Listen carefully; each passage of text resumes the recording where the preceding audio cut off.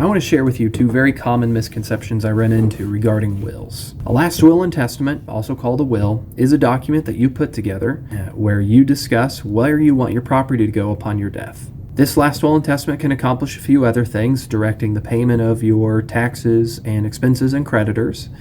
You can designate an executor, where you get to pick who you want to be in charge of carrying out all of the terms of your estate. You can also designate guardians for minor children or set up trusts for their benefit.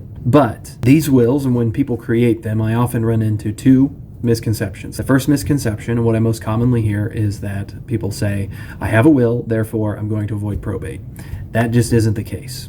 A will simply does not avoid probate, and in fact, it has to go through probate in order for its terms to be carried out. If you do not submit your will to probate within 6 months after your death, a will in Kansas is considered invalid. It's unenforceable against any of your property, and its terms are just thrown out.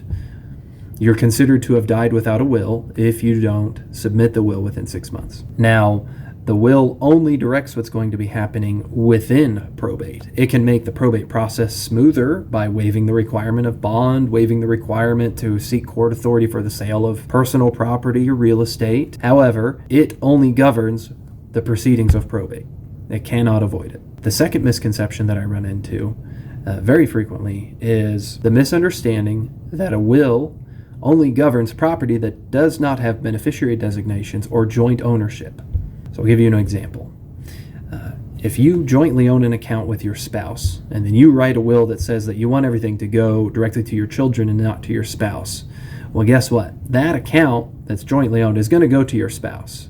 A joint ownership supersedes a will. Here's another example. If you've got a retirement account and you have your minor child listed as the primary beneficiary, in your will you set up a trust for the minor child so that the money isn't distributed directly to the minor. Upon your death, if you have that minor child listed as the direct beneficiary on the account, on the retirement, if you have the minor child listed as the direct beneficiary on the retirement account, it's going to go directly to the minor child. It's not going to follow the terms of your will because beneficiary designations supersede the terms of a will. So, because of those two misconceptions, it's very important to be meeting with an attorney to prepare your estate planning documents.